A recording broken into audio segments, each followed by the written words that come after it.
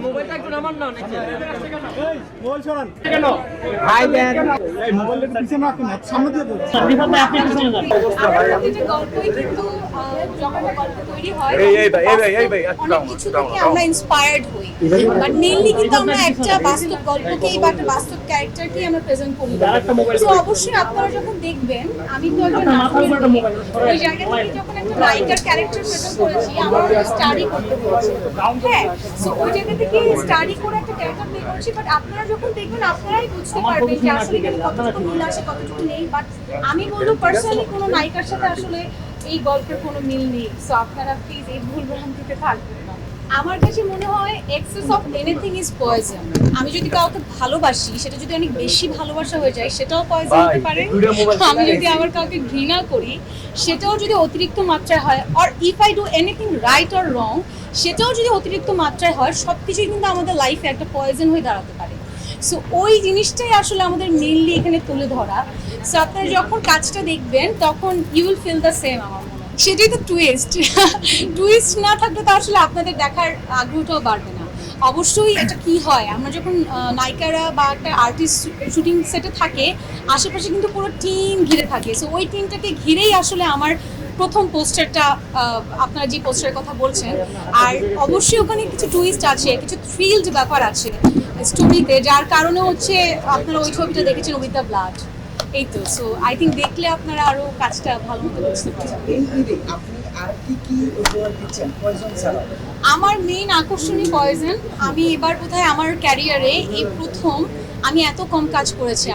আমার নাটক হয়তো আপনারা দেখতে পারবেন এবার 4 থেকে 5টা এটা আমার এই এত বছরের ক্যারিয়ারে প্রথম জাস্ট বিকজ অফ পয়জন নিয়ে আমি আমার টিম এবং আমার দর্শক এতটা মানে এক্সাইটেড ছিল তাদের এত এক্সাইটমেন্ট আমি দেখেছি সো আমি আসলে পুরো দমে চেষ্টা করেছি পয়জনের সময় দেওয়ার সো আজকে এখন তো প্রিমিয়ার চলছে সো এরপরে তো বোঝা যাবে আসলে if you think like that's okay আমার কোনো প্রবলেম নাই but it's a good thing যে আমরা এরকম একটা কন্টেন্ট দিতে পেরেছি কোরবানির মধ্যে ওকে অবশ্যই আমি আজকে লাইভে সকালে একটা কথা বলেছি যে এটা আমার ক্যারিয়ারের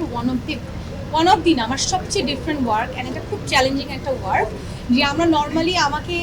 খুব রোম্যান্টিকভাবে অনেক সুইট ওয়েতে আমাকে আসলে আমার দর্শক দেখেছে সবসময় আমার দর্শকদেরকে আমি বলতে শিখেছি একটু ডিফারেন্ট ওয়েতে দেখতে চাই আমার মনে হয় এর থেকে ডিফারেন্ট কিছু আমি জানি না দেখাতে পারবো কিনা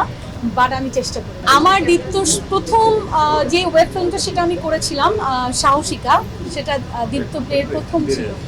সো ওই জায়গা থেকে I feel so great I feel so honour thanks to Deepto যে আমার সাথে তাদের প্রথম যাত্রাটা শুরু হয়েছে এবং আমার এখন মনে হচ্ছে আমি দীপ্তর সাথে যখন বসি আমি তখন কয়েকটা গল্প নিয়ে কথা বলেছি তো আমি বলেছিলাম যে সবাইকে বলছিলাম আপু ভাইয়া মারিয়াম আপুকে বলেছিলাম যে আমি না এই গল্পটা আগে করতে চাই সঞ্জয় দার অ্যান্ড তারা আমাকে এত সুন্দর করে সাপোর্ট করেছে যার কারণে আজকে কিন্তু আমি এখানে দাঁড়িয়ে আছি আপনাদের সামনে একটা ভালো কাজ নিয়ে একটা ডিফারেন্ট চ্যালেঞ্জিং কাজ নিয়ে so of course thanks to my team and of course Deepto অবশ্যই থাকা জরুরি কিন্তু আমাদের সিচুয়েশন মাঝে মধ্যে অনেক কিছু চেঞ্জ করে দেয় বাট অবশ্যই থাকা জরুরি I think it's a surprise কারণ দাদার সাথে একটা আর্টিস্ট এবং একজন ডিরেক্টরের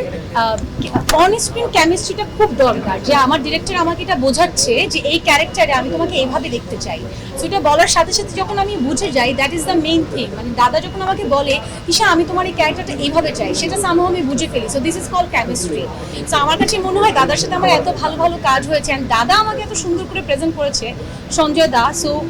ওয়াই নট আরো বড় কিছুতে আমরা একসাথে আপনাদের সামনে সেটা তো অবশ্যই আমি চাই সিনেমা তো আসলে আমাদের আর্টিস্টদের বড় মাধ্যম এবং এই মাধ্যমের উপরে কোনো বড় মাধ্যম নেই কিন্তু একজন আর্টিস্টের সো আমি অবশ্যই চাই সবচেয়ে বড় কথা আমি জানি আমার সাংবাদিক যে ভাইরা আছে তারাও অনেক বেশি করে চায় যে আমি সিনেমা করি অ্যান্ড আপনারা যে এসছেন আমি আগে আপনাদের উদ্দেশ্যে কথা বলতে চাই একটু যে থ্যাংক ইউ সো মাচ আমার ওয়েব ফিল্মের প্রিমিয়ার হচ্ছে আর আপনারা এতগুলো মানুষ এখানে এসছেন মানে I feel so honour I am feeling so respect so ওই জায়গা থেকে thank you so much and আপনারা যেটা চান আমার দর্শক যেটা চায় অ্যাবাউট সিনেমা সেটা ইনশাআল্লাহ ভেরি ভেরি সুন আমি আপনাদের সামনে প্রেজেন্ট করতে পারবো। দে আর ভেরি সাপোর্টিভ, মানে আমার কাছে মনে হয়েছে তানভীর, সেন্টু, সোহাগ ভাই আরো যারা যারা সবাই ছিল তারা এত সুন্দর করে আমরা কাজটা করেছি। মানে এমন হতো যে পুরো টিমের একজনের প্রায়োরিটি মানে একজনের এফোর্ট 100% আর আরেকজনের এফোর্ট 80% তা ছিল না, সবার 110% এফোর্ট ছিল। So that is the main thing আমার এই পয়জনের টিমে। আচ্ছা হ্যাঁ, আহমেদ তৌকির ভাইয়ের গল্পে আমি এর আগেও আমার কাজ হয়েছে, অনেক ভালো ভালো কাজ আপনাদের সামনে দিয়েছি। নরসুন্দরী একটা ভালো কাজ, অ্যান্ড আমাদের আরো অনেক ভালো একটা কাজের প্ল্যান ছিল যেটা চেঞ্জ হয়ে নরসুন্দরী হয়েছে, বাট এটা তো আমি আমার দর্শককে হতাশ করব না, আমার মনে হয় ভালো লাগে। আচ্ছা আমি আসলে এই কথাগুলি যদি একটু এখন যেহেতু পয়জন নিয়ে আছি, আচ্ছা একটু বলি যে আমার অভিজ্ঞতা ডিফারেন্ট, হয়তো অন্য কোনো ইন্টারভিউতে আরো ডিটেলস বলবো, বাট আজকে একটু পয়জন বই থাকতে চাই। সো আচ্ছা, one of the main important thing হচ্ছে আজকে আমাদের হাউস ফুল হয়ে গেছে। আপনারা অনেকেই এখন বাইরে দাঁড়িয়ে আছেন, আপনারা দেখতে পাচ্ছেন না শোটা। আমি বুঝাতে পারবো না এটা একটা একজন আর্টিস্টের জন্য কত বড় পাওয়া আসলে। সো ওই জায়গা থেকে দীপ্ত থেকে একটা ভালো নিউজ আছে যে খুব আরেকটা আমাদের স্ক্রিনিং হবে, ওইটার টাইম এবং ডেট আমরা আপনাদেরকে জানি। আর তাছাড়া তো আপনারা দীপ্ত প্লে এখনই সাবস্ক্রাইব করে আপনারা তো 20টাকে দেখে ফেলছেনই, বিকজ অলরেডি